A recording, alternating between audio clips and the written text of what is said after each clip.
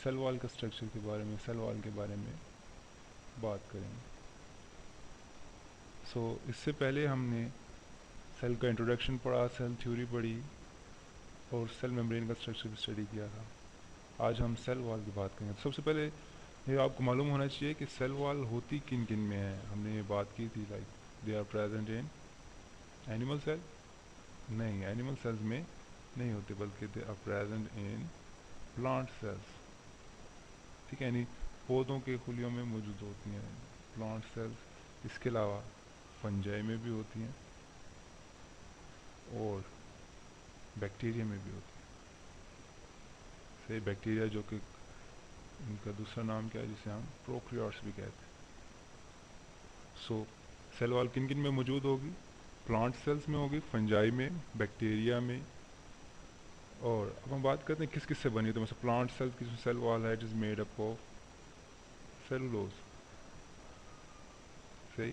Fungi की जो cell wall होगी वो काइटिन से बनी होगी, जबकि बैक्टीरिया जो सा है ये पेप्टाइडोग्लाइकेन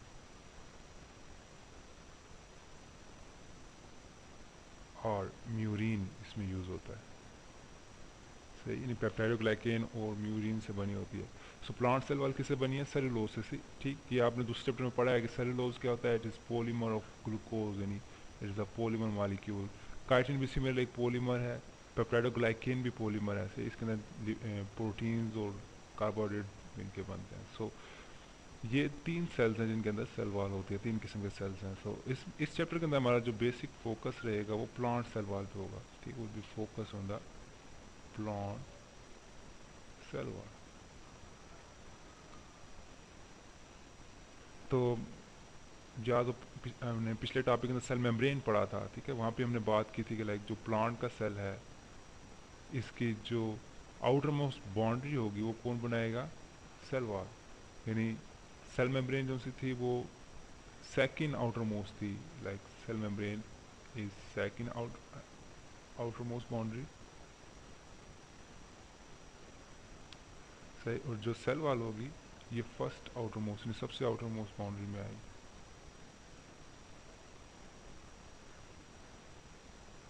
इसके अलावा इसके अंदर एक सेंट्रल वैक्यूल था, लार्ज वैक्यूल, एक न्यूक्लियस होगा, न्यूक्लियस। फिर अब जो सेल वॉल है, अब हमारा टारगेट सेल वॉल है। सही, तो सेल वॉल के आउटर बाउंड्री जो है हमारे पास सेल वॉल है। इस सेल वॉल के स्ट्रक्चर और उसके फंक्शन के बारे में पढ़ेंगे। लाइक यहाँ पे एक और डायग्राम आपको नज़र आ रही होगी कि ये एक सेल ये है, सिमिलरली एक सेल ये।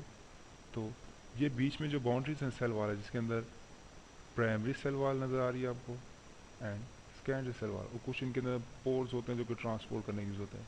अब अगर हम देखें तो दो प्राइमरी सेल वॉल के दरमियान एक मिडल लैमिना भी मौजूद है। ठीक है, नहीं, ऊपर भी प्राइमरी सेल वॉल है, नीचे भी प्राइमरी सेल वॉल है, बीच में मिडल लैमिना। मिडल लैमिना यहाँ पे ग्लू का काम करता है। सही, यानी हम अगर सेल वॉल को डिवाइड करें तो सेल वॉल में सबसे पहले आ जाएगा प्राइमरी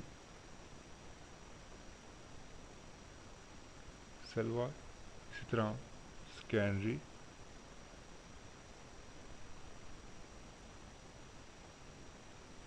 वॉल, और बीच में मिडल लैमिना। मिडल लैमिना क्या कर रहा है भला? ये गिलू का काम कर रहा है। और कौन सी वॉल है जो कि साइटोप्लाज्म के साथ अटैच है, यानी which is linked with the cytoplasm. वो अगर आप देखें तो सेकेंडरी सेल वॉल है, यानी जो साइटोप्लाज्म के, या कह लेंगे इसके साथ सेल मेम्ब्रेन अटैच होगी। यहाँ पे बीच में क्या होगी? एक और सेल मेम्ब्रेन अटैच होगी। अगर मैं बनाने की कोशिश करूँ यहाँ पे, ये जो इनर इनर लाइनिंग होगी ये किसकी होगी? Cell membrane. तो इन सेकेंडरी सेल वॉल अटैच होगी सेल मेम्ब्रेन से, अंदर की जानिब, बाहर की जानिब इसके प्राइमरी सेल वॉल होगी, और दो प्राइमरी सेल वॉल के दरमियान मिडल लैमिना होगा। तो इस तरह ये प्लांट सेल्स आपस में अरेंज हुए होते हैं। सही। सो अब हम इनकी देखते हैं कि बने किस तरह होते हैं। मतलब जो प्राइमरी सेल वॉल होती है, इनके अगर स्ट्रक्चर की डायग्राम देखें, ठीक है, यहाँ पर मैंने बनाई हुई है। लाइक एक ये डायग्राम भी है जिसके अंदर आपको नज़र आ रहा होगा कि लाइक तीन सेल्स हैं आपस में जुड़े हुए। और उनके दरमियान मिडल लैमिना है, इस तरह प्राइमरी सेल वॉल है, बीच में सेकेंडरी सेल वॉल है और अंदर सेल मेम्ब्रेन होगी, this will be cell membrane. सही। और इसने फिर प्लाज्मा मेम्ब्रेन को लाता किया है, लाइक ये लिपिड्स बाइलेयर है, और फिर cellulose fibre of secondary cell wall इसने लाता किया। ठीक, यानी ये प्लाज्मा मेम्ब्रेन होगी अंदर वाली, फिर ये जो जिनको मैं रेड निशान लगा रहा हूँ ये आपके सेकेंडरी सेल वॉल के पार्ट बन जाएंगे। सही। तो इसके अंदर अगर आप देखें तो सेलुलोज फाइब्रिल्स हैं, ठीक है, सेलुलोज के धागे होते हैं। दूसरा प्राइमरी सेल वॉल आपको बाहर नज़र आ रही है, और उसके बाद मिडल लैमेला जो कि ग्लू का काम करती है। ठीक, middle lamella is acting like a glue, दो सेल्स को जोड़ने के लिए काम करते हैं। ठीक। अच्छा, प्राइमरी के अंदर क्या क्या शामिल होता है? अगर हम ये दूसरी तरफ डायग्राम देखें, मसलन इसी प्राइमरी सेल वॉल का स्ट्रक्चर यहाँ पे उन्होंने दिया हुआ है। सो इसमें पैक्टिन शामिल है, सही, और क्रॉस लिंकिंग ग्लाइकेन्स है, और सेलुलोज माइक्रोफाइब्रिल्स हैं। ठीक है, नहीं ये इन तीन चीज़ों से मिलकर बना, जिसके ज़्यादातर पोर्शन सेलुलोज का होता है। ठीक है, इस चीज़ का ये आपको धागे से नज़र आ रहे हैं, बंडल से बने हुए हैं, जो कि लॉन्गिट्यूडनल और क्रॉस सेक्शनल पड़े हुए हैं। ठीक है, डिफरेंट डायरेक्शन में पड़े हुए हैं, और बीच में इनके पैक्टिन मौजूद है पैकिंग के लिए जो यूज़ हो रहा है। और छोटे छोटे आपको यहाँ पे ग्लाइकेन्स नज़र आएंगे, क्रॉस लिंकिंग ग्लाइकेन्स जो आपस में क्रॉस, नहीं ये ग्रीन कलर में जो से। सही। तो इस तरह ये प्राइमरी सेल वॉल का एक स्ट्रक्चर बनता है। स्कैंड्रिक जो सा है, स्कैंड्रिक का स्ट्रक्चर यहाँ पे तो नहीं गिवन, लेकिन स्कैंड्रिक के अंदर क्या क्या आता है, लाइक इसमें भी ये सॉल्ट्स इसके अंदर इंटीग्रेट हो जाते हैं, सॉल्ट्स होते हैं, फिर आयंस होते हैं। ठीक, सिलिका, वैक्स, सिलिका हो सकते हैं, वैक्स आ सकती है, क्यूटिन, लिग्निन आ सकती है। जब प्लांट सेल डिवाइड होता है, जो नया सेल होता है ना, उसके अंदर प्राइमरी सेल वॉल यानी ज़्यादा होती है, सेकेंडरी सेल वॉल का अभी नहीं बनती। सही। फिर जो जो वो ओल्ड यानी पुराना होता जाता है, उसके अंदर सॉल्ट की डेपोजिशन होती जाती है, क्यूटिन, लिग्निन वगैरह उसके अंदर जमा होता जाता है, तो वो बहुत मोटी सी लेयर सी बनती है। सही, यानी प्लाज्मा मेम्ब्रेन के बाहर, और ये फिर कह लें कि सेकेंडरी सेल वॉल बन जाती है। सही। अब ये सेल वॉल बनाता कौन है? यानी जाहिर बात है इसके बनाने में किसका किरदार होगा, तो वही यानी सेल खुद बनाता है। ठीक, यानी सेल के अंदर से ही ये सेल वॉल बनती है। ठीक है, यानी सेल अपनी सेल वॉल खुद बनाता है, इसका प्रोटोप्लाज्म सेल वॉल बनाता है। सही। किससे बनेगी? जाहिर बात है इसमें छोटे छोटे मालिक्यूल्स अटैच होंगे, लाइक ग्लूकोज के मालिक्यूल्स, वो अटैच होने के बाद सेलुलोज बनाएंगे, और फिर वो आपस में लिंक अप होंगे, और इस तरह हमारे पास सेल वॉल का स्ट्रक्चर बनेगा। सही।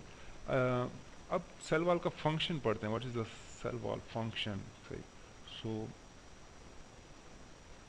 फंक्शंस ऑफ सेल वॉल्स, आपके जहन में क्या आता है, क्या क्या होगा? जाहिर बात है कवरिंग है, तो सबसे पहले क्या करेगा? प्रोटेक्ट करेगा सेल को। क्या करेगा?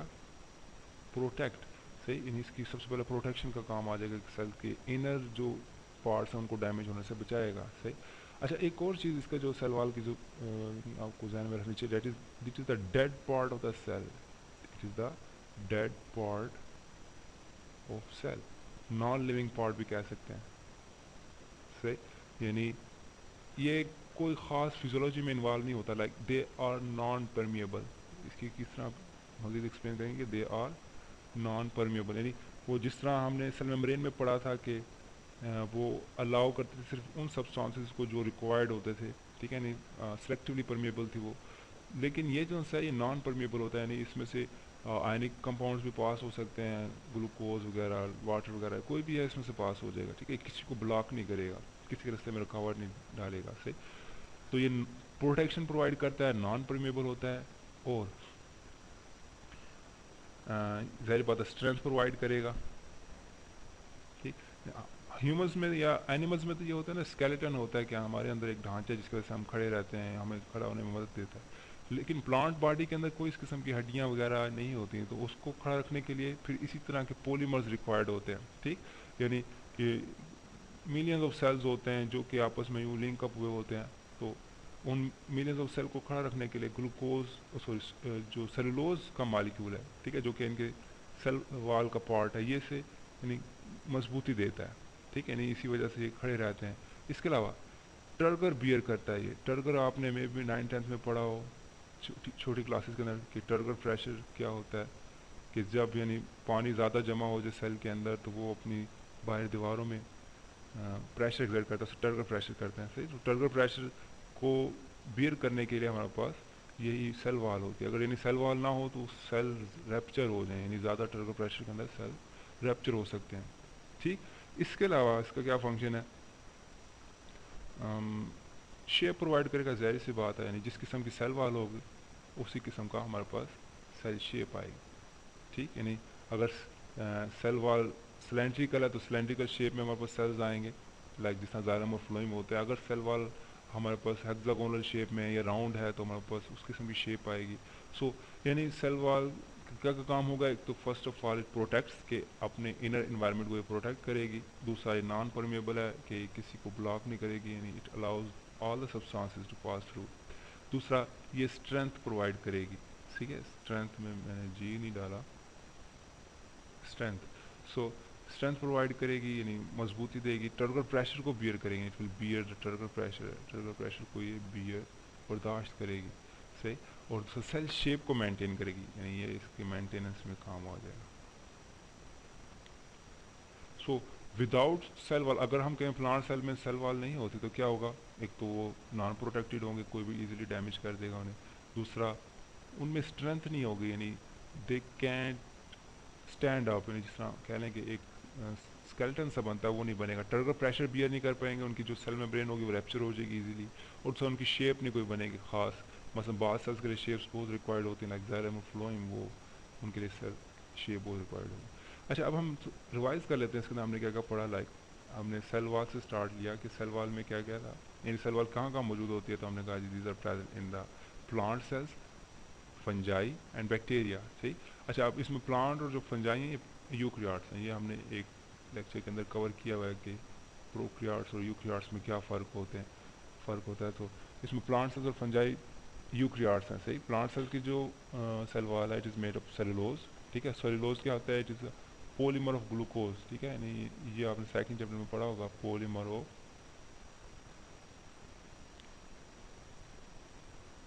ग्लूकोज, यानी स्मॉल यूनिट्स ग्लूकोज के जुड़ते हैं तो हमारे पास सेलुलोज आता है। सही, सो सेलुलोज के बाद फंजाई जो है, यानी ये डिकम्पोजर्स की कैटेगरी में आता है। फंजाई के अंदर काइटिन होगी, बैक्टीरिया जो है प्रोक्रियाट जो है उसमें पेप्टाइडोग्लाइकेन या फिर म्यूरिन की लेयर होगी। सही, प्लांट सेल वाला हमारा मेन फोकस है इस चैप्टर के अंदर। तो हमने कहा जी कि जो सेल का स्ट्रक्चर है हमने बनाया था पिछले लेक्चर के अंदर, तो उसमें वैक्यूल था, न्यूक्लियस था, इस तरह प्लास्ट क्लोरोप्लास्ट मौजूद होगा बीच में, कहीं पर गोल्जी बॉडीज आपको मिलेंगी, इंडोप्लाज्म रेटिकुलम होगा, वो सारे पार्ट्स होते हैं। लेकिन यहाँ पे जो आउटर मोस्ट बाउंड्री थी वो हमारे पास, हमने कल भी डिस्कस किया था, वो क्या थी, outer most boundary cell wall है। ठीक है, तो cell wall is the outermost boundary in the plant case. सही, सो इसी सेल वाल का हम स्ट्रक्चर पढ़ते हैं। यहाँ पे साइड पे भी आपको डायग्राम बताया कि मसलन ये 3 कंसेक्टिव सेल्स हैं एक दूसरे के साथ पड़े हुए हैं, इनके दरमियान सबसे पहले जो सेकेंडरी सेल वाल है जो प्लाज्मा मेम्ब्रेन के साथ होगी, फिर उसके बाहर primary cell wall, then primary cell, दो सेल्स की प्राइमरी सेल वाल्स को जोड़ने के लिए बीच में मिडिल लैमेला आएगा। सही है, it act like a glue. ठीक है, इन्हें जोड़ने के लिए यूज़ होता है।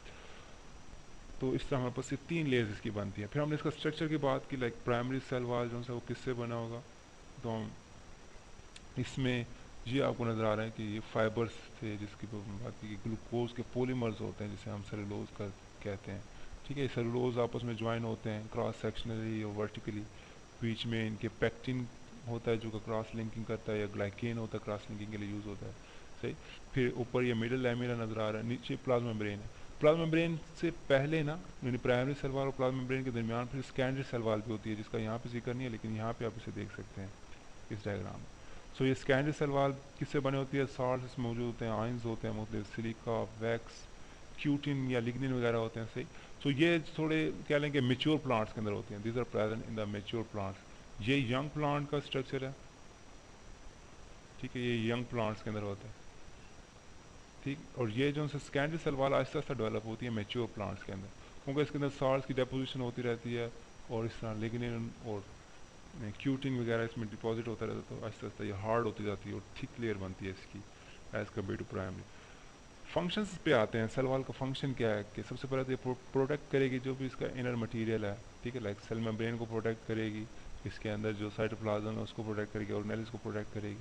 दूसरा नॉन परमिएबल है, नॉन परमेबल यानी ये किसी किसी भी सब्सटेंस को रोकेगी नहीं कि वो पास हो या ना हो, ठीक है। परमेबिलिटी की जो प्रॉपर्टी थी वो सेल मेम्ब्रेन की पे थी, जो हमने कल कवर किया था, पिछले लेक्चर में कवर किया, सही। और स्ट्रेंथ प्रोवाइड करेगी सेल्स को, और टर्गर प्रेशर को बियर करेगी। टर्गर प्रेशर आपको मालूम होना चाहिए कि नहीं, जब प्लांट सेल के अंदर बहुत ज़्यादा फ्लूइड जमा हो जाए, यानी वाटर अकोमोलेट हो जाए, तो उसका जो वैक्यूल है वो बाहर सराउंडिंग में प्रेशर एग्जर्ट करता है, उसे हम टर्गर प्रेशर कहते हैं, सही। और उसको यानी मेंटेन रखने के लिए, उसको बर्दाश्त करने के लिए बाहर सेल वाल का होना बहुत ज़रूरी है, अदरवाइज वो सेल रैप्चर हो जाएगा। दूसरा, सेल शेप मेंटेन करेगी। जिस किस्म का शेप होगा, जिस किस्म की सेल वाल का स्ट्रक्चर होगा, शेप होगी, उस किस्म की सेल की शेप बनेगी, सही। सो ये हमारे था आज का टॉपिक, यानी सेल वाल, जिसके बारे में हमने पढ़ा। अब हम नेक्स्ट टॉपिक साइटोप्लाज्म अगले लेक्चर में कवर करेंगे।